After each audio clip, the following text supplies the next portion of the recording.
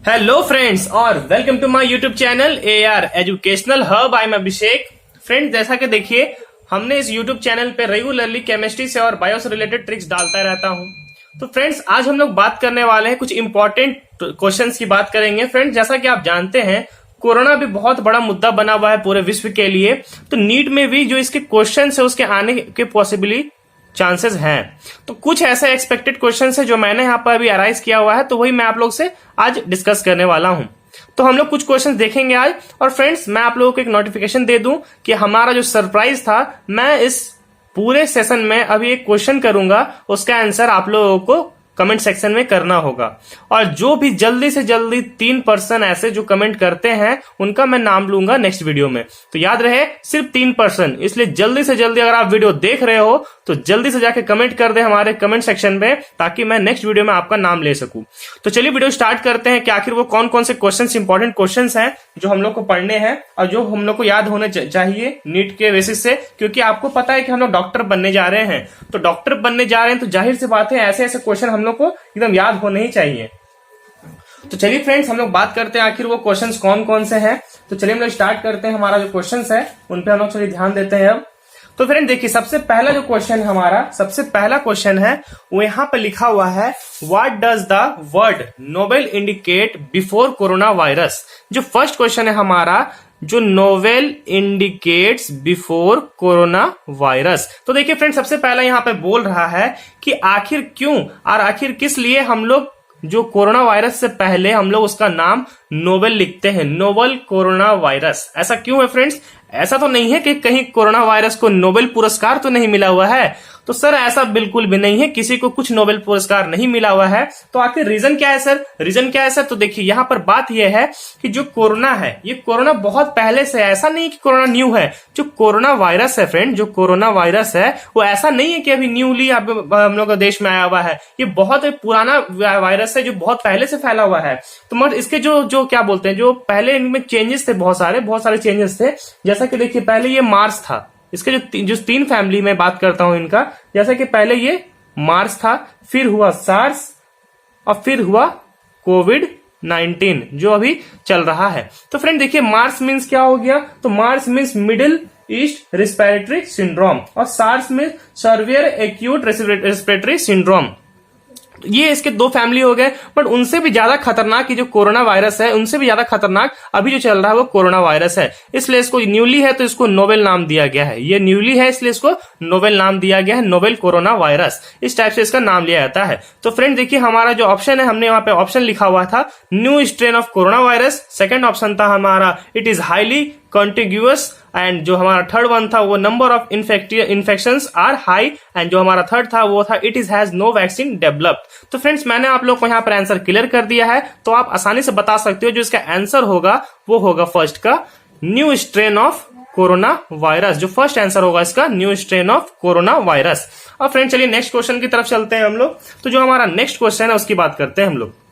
तो देखिए friends, next question क्या है हमारा? नेक्स्ट क्वेश्चन है MERS and SARS belong to which family. तो फ्रेंड हम बता दें कि ये कौन से फैमिली से बिलोंग करता है।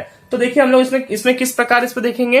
तो जो हमारा जो इसका फैमिली है सार्स और मार्स का, तो ये कौन से फैमिली से बिलोंग करता है। तो सबसे पहला ऑप्शन हमारा दिया हुआ है रियोवायरिडी। सेकेंड ऑप्शन दिया हम लोग का फैल्वीवेरिडी और जो थर्ड वन है हम लोग का पैरामैक्सोवेरिडी और जो हमारा फोर्थ वन है वो हमारा है कोरोना वायरिडी। तो फ्रेंड्स मैं आपको बता दूं, जो ये है वो कोरोना वायरिडी, ये तो सबको पता होगा, नॉर्मली है, क्योंकि अभी इसी का नाम ही फैला हुआ है फ्रेंड्स, कोरोना वायरस। तो ये इस फैमिली से बिलोंग करता है। जो सार्स और मार्स है वो कोरोना वायरिडी से यहाँ पर बिलोंग करता है। तो ये अभी आई होप फ्रेंड्स आप लोग को अच्छे तरीके से समझ आ गया होगा। ये हमारा जो नेक्स्ट क्वेश्चन था, ठीक है। अब बात करते हैं हम लोग नेक्स्ट थर्ड वन की। तो थर्ड हम लोग बात करते हैं the main area of corona virus infection includes. तो देखिए फ्रेंड, जो आप भी जानते हो, अभी बहुत ज्यादा न्यूज रिपोर्ट्स में देखा जा रहा है कि आखिर कोरोना वायरस है वो कौन सा ऐसा जो साइड से कौन सा ऐसा एरिया है जिसको वो अफेक्ट करता है। तो बात करते हैं हम लोग आखिर वो कौन सा एरिया है जिसको वो अफेक्ट करता है। तो देखिए, मैंने यहाँ पर ऑप्शन दिया आप लोगों को डाइजेस्टिव सिस्टम। मैंने ऑप्शन दिया हुआ है digestive system, reproduction system, respiration system and हमने दिया है सर्कुलेटरी सिस्टम। तो फ्रेंड्स आप भी बता सकते हो इसका आंसर क्या होगा। तो आई थिंक आपको पता होगा इसका आंसर होना चाहिए रिस्पायरेशन सिस्टम। तो इसका आंसर हो जाएगा रिस्पायरेशन सिस्टम। आखिर फ्रेंड्स ये करता क्या है, तो ये हमारे रिस्पायरेशन सिस्टम को, ये थोड़ा नहीं, ये हमारा रिस्पायरेशन सिस्टम को अफेक्ट कर देता है। तो इस प्रकार इसका आंसर हो जाएगा रिस्पायरेशन सिस्टम।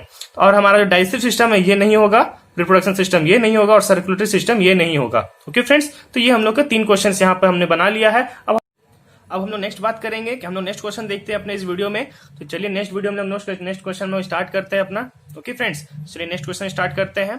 तो देखिए हमने यहाँ पे लिखा हुआ है, अब हमारा जो 4th क्वेश्चन है वो लिखा हुआ है the technique use for detection of corona virus includes. हमारा जो क्वेश्चन नेक्स्ट क्वेश्चन है the technique use for detection of corona virus includes. तो फ्रेंड्स ये आखिर यहाँ पे हम लोग को बताना है कि आखिर कोरोना वायरस कौन डिटेक्ट कर पाता है। अभी मतलब कि जो उसका किट है वो कौन सा किट है जिससे कोरोना वायरस डिटेक्ट कर दिया जाता है। तो फ्रेंड देखिए हमने यहाँ पे ऑप्शन दिया हुआ है PT-PCR, एंड हमारा जो सेकंड वन हम लोग ऑप्शन दिए हैं RFLP, एंड हमने जो थर्ड ऑप्शन दिया है वो है PCR, और जो हमने 4th आंसर दिया है ऑप्शन दिया हुआ है वो है RAPD। तो यहाँ पर देखिए फ्रेंड्स हम लोग का आंसर क्या होना चाहिए, आप भी अगर आपको पता होगा तो आप लोग इसका आंसर जल्दी से जल्दी कमेंट सेक्शन में कर दो, मैं आप लोगों को इसका आंसर बताता हूँ। इसका आंसर होगा friends PT-PCR। PT friends, PT मतलब क्या होता है, PT यहां पर यूज किया गया है रिवर्स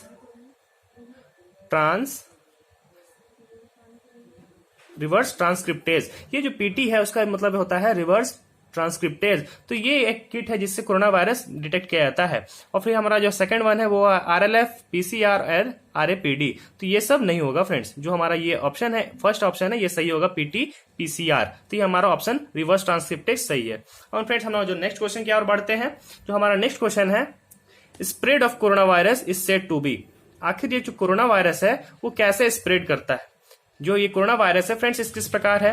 तो देखिए सबसे पहले हमारा जो कोरोना वायरस है अभी कौन सा मतलब कि काल में कौन सा विकराल रूप अभी धारण किया हुआ है, तो फ्रेंड्स अभी आपको पता है ये पेंडेमिक रूप में है, ये पेंडेमिक रूप में है। तो फ्रेंड्स मैं आप लोगों को इसमें पूरा बताने वाला हूं। अगर आप इकोलॉजी के स्टूडेंट हो तो आप लोग को ये अच्छी तरीके से पता होना चाहिए कि पेंडेमिक क्या होता है, एंडेमिक क्या होता है, एपेंडेमिक क्या होता है, और सोरोडिक क्या होता है, स्पोरोडिक क्या होता है। तो ये आपको अच्छे से पता होना चाहिए। तो फ्रेंड्स सबसे पहले आप लोग को ये सीरीज में लिखना होगा। सबसे पहले सीरीज में किस टाइप से, देखिए ऐसे लिखते हैं हम लोग स्पोरोडिक, फिर हम लोग लिखते हैं इंडेमिक, फिर हम लोग लिखते हैं एपिडेमिक, और फिर हम लोग लिखते हैं पेंडेमिक। तो फ्रेंड्स देखिए इसको किस प्रकार देखना है, तो हम लोग ऐसे देखेंगे इसको, ऐसे करके।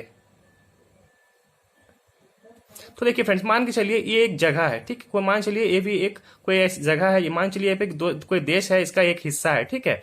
तो अगर ये स्पोरोडिक में होगा तो मान के चलिए जो हमारा देश है ये हमारा एक चलिए हमने उसको मान लिए कि ये एक हमारा एक देश है। तो ये हमारा जो देश है उसका एक छोटा सा हिस्सा में ये बीमारी फैलेगी, तो इसमें हम लोग बोलेंगे सोरोडिक। अब बात करते हैं एंडेडेमिक का हम लोग बात करते हैं। तो एंडेडेमिक में क्या होगा, कुछ इसी प्रकार होगा, बट इसके जो आसपास के इलाके हैं वो भी इससे इन्फेक्टेड हो जाएंगे, तब बोलेंगे हम लोग कि वो है एंडेमिक। जो हमारा जो इस टाइप से अफेक्टेड होगा उसको हम लोग बोलेंगे एंडेमिक। अब बात करते हैं सर हम लोग का अगर एपिडेमिक क्या होगा, तो एपिडेमिक फ्रेंड्स जैसे कि देखिए ये मान चलिए ये एक जगह अपना एक स्टेट में है, तो हो सकता है इसको जो बगल के स्टेट हो इसको अफेक्ट कर दे, हो सकता है जो इसके बगल का अफेक्ट है उसको भी अफेक्ट कर दे, हो सकता है जो इससे जुड़े हुए हैं कुछ उसको अफेक्ट कर दे। तो इस टाइप से ये एपिडेमिक में हो जाएगा। और फ्रेंड्स पेंडेमिक क्या होता है, तो पेंडेमिक होता है पूरा ग्लोब। जो हमारा ग्लोब है फ्रेंड, जो हमारा अर्थ है फ्रेंड्स, ये पूरे विश्व में फैला हुआ है, जो पूरे विश्व में फैला हुआ है, तो इसको बोलते हैं पेंडेमिक। पेंडेमिक मतलब पूरे विश्व में फैला हुआ है बीमारी, इसलिए हम लोग इसको पेंडेमिक बोलते हैं। तो फ्रेंड्स आप लोग ये पता होना चाहिए ये पेंडेमिक अभी माना जा रहा है। आप लोग बहुत बार सुन रहे होंगे न्यूज चैनल में कि आखिर पेंडेमिक क्या होता है। तो पेंडेमिक मतलब होता है पूरा विश्व, पूरे ग्लोब में अभी ये जो वायरस है वो पूरे बुरी तरह से फैला हुआ है, इसलिए इसको पेंडेमिक बोला जाता है।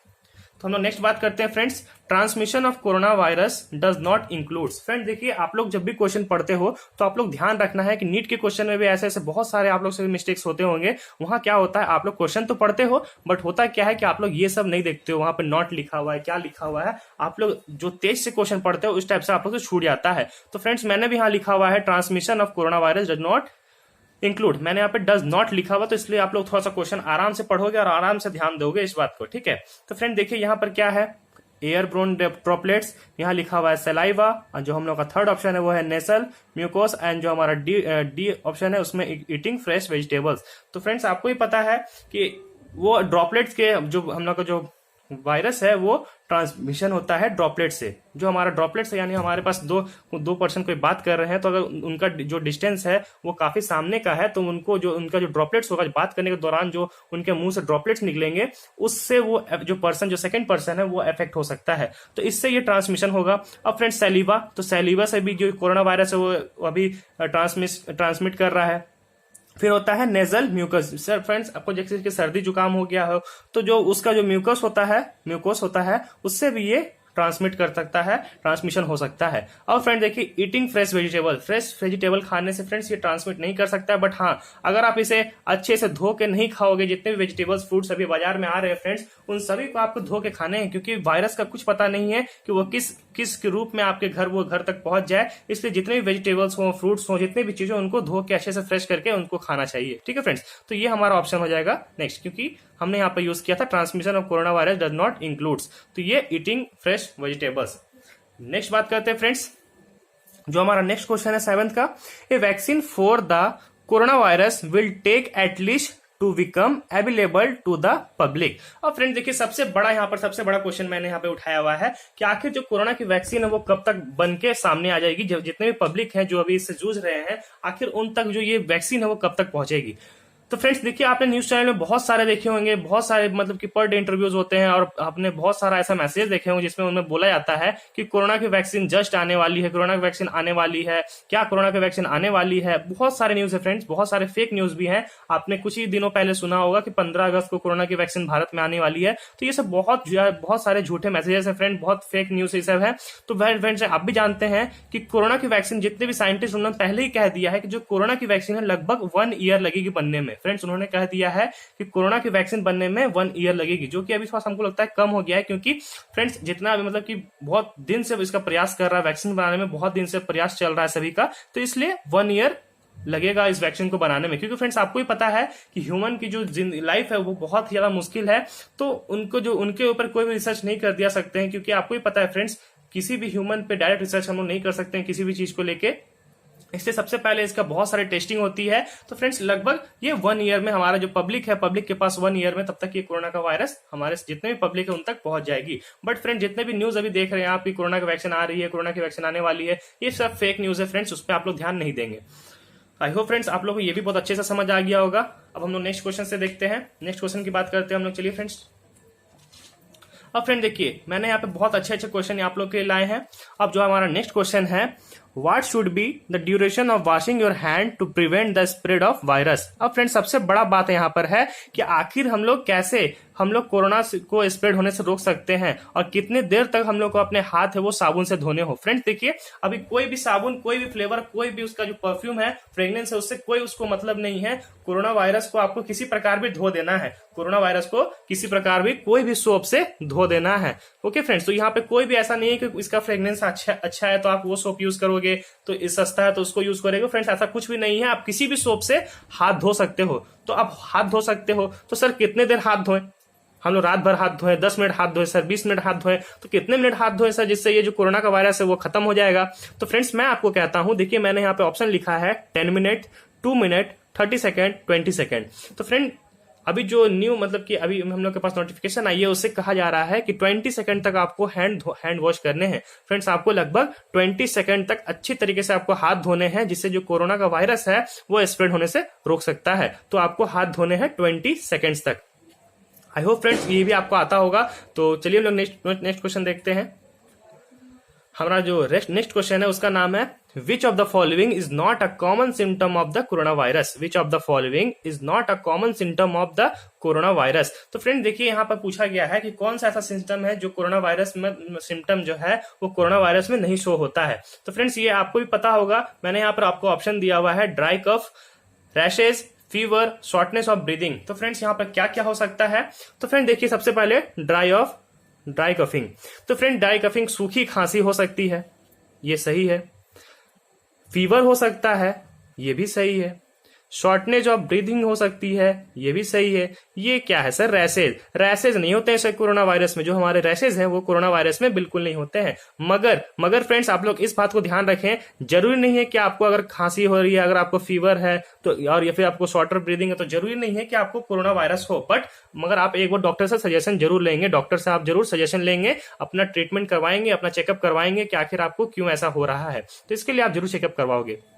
ओके फ्रेंड्स, नेक्स्ट बात करते हैं, what is the size of genome of COVID. आखिर जो हमारा जो कोरोना वायरस का जो साइज है वो कितना है? आखिर जो हमारा कोरोना वायरस है उसका जो जीनोम है उसका साइज कितना है फ्रेंड्स? मैंने यहाँ पर ऑप्शन दिया है 4 to 10 kilo base pair, 10 to 15 kilo base pair, 27 to 32 kilo base pair, और जो हमारा नेक्स्ट है वो है 100 to 120 बेस पेयर। तो फ्रेंड्स आपको बताना है कि आखिर जो इनका साइज है वो कितना है।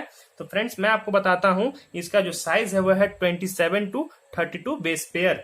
इसका जो साइज है फ्रेंड्स वो है 27 to 32 बेस पेयर।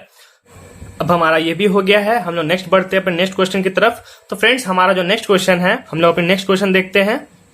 जो हम लोग का नेक्स्ट क्वेश्चन है फ्रेंड्स, चलिए हम लोग उसमें बात करते हैं, साइज ऑफ कोविड-19। आखिर फ्रेंड जो कोविड-19 है उसका साइज क्या है? फ्रेंड्स आपने बहुत बार ऐसा सुना होगा, मास्क लगाओ मास्क लगाओ मास्क लगाओ। आखिर क्या रीजन है फ्रेंड्स मास्क लगाने का? आखिर जो कोरोना का वायरस है वो कितना बड़ा है या फिर कितना छोटा है फ्रेंड्स, जिसके लिए मास्क हम लोग को यूज करना पड़ रहा है? तो फ्रेंड्स मैं आपको बता दूं, उसका साइज जो है फ्रेंड्स वो कुछ ज्यादा बड़ा नहीं है, इस बात को आप लोगों को ध्यान रखना है। उसका साइज है 100 to 16 नैनोमीटर। उसका जो साइज है फ्रेंड 100 to 16 नैनोमीटर। फ्रेंड्स देखिए इसका जो साइज है वो है 100 to 16 नैनोमीटर। आपने बहुत महंगे महंगे मास्क खरीदे होंगे, 1000 के, 500 के, 200 के, इस टाइप से आप लोग मास्क खरीद रहे हो। फ्रेंड्स अगर आप कपड़े को भी अगर आप लोग 2-3 फोल्ड करके आप अपने मुंह पे रखते हो तो भी आप लोग कोरोना वायरस से बच सकते हो। मगर सबसे पहली बात फ्रेंड्स, आखिर मास्क क्यों जरूरी है? फ्रेंड्स सभी बोलते हैं मास्क क्यों जरूरी है, मैं कहता हूं अगर आप सबसे डिस्टेंस बना के रखोगे तो आपको मास्क की जरूरत नहीं है, क्योंकि फ्रेंड जो कोरोना वायरस है वो एयर में स्प्रेड नहीं हो रहा है, वो हमारे ड्रॉपलेट से स्प्रेड हो रहा है। अगर आप लोग दोनों कोई भी पर्सन अगर बहुत ज्यादा करीब हो तो इस हिसाब से कोरोना अभी फैल रहा है, तो वो एयर में स्प्रेड नहीं करता है, इसलिए आप लोग को ध्यान रखना है फ्रेंड्स। जो उसका साइज है वो है 100 to 16 नैनोमीटर। फ्रेंड्स हम लोग नेक्स्ट बात करते हैं।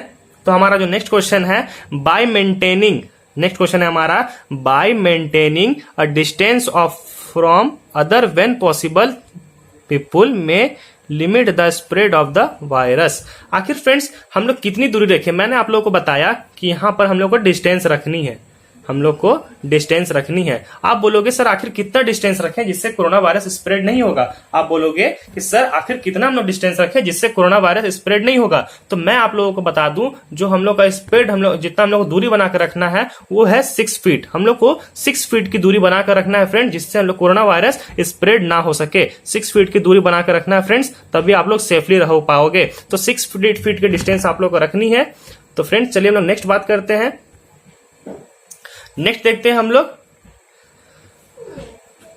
From where corona virus got it name. आखिर कोरोना वायरस को इतना प्यारा सुंदर नाम कैसे मिला? आखिर कोरोना वायरस को इतना अच्छा सुंदर प्यारा नाम कैसे मिला, हम लोग उसकी बात करते हैं। तो आखिर कोरोना वायरस को ऐसा नाम क्यों मिला है फ्रेंड्स? तो देखिए, due to their crown like projection, due to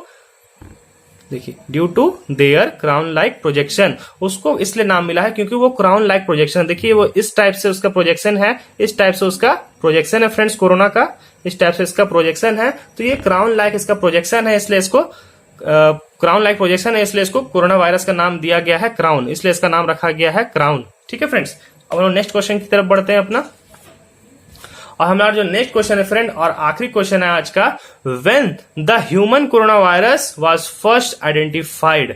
आखिर कौन से वर्ष में सबसे पहले कोरोना वायरस देखा गया था? इस क्वेश्चन का आंसर फ्रेंड्स आप लोग को मेरे को कमेंट सेक्शन में करना है। इस क्वेश्चन का आंसर आप लोग को कमेंट सेक्शन में करना है, और जितने भी लोग इसके आंसर कर पाएंगे मैं उन लोगों का 3 लोगों का, उनमें से 3 लोगों का नाम मैं अपने इस वीडियो में लेने वाला हूं। इसलिए फ्रेंड जल्दी से जल्दी आप मेरे कमेंट जाके करें फटाक से इसका आंसर।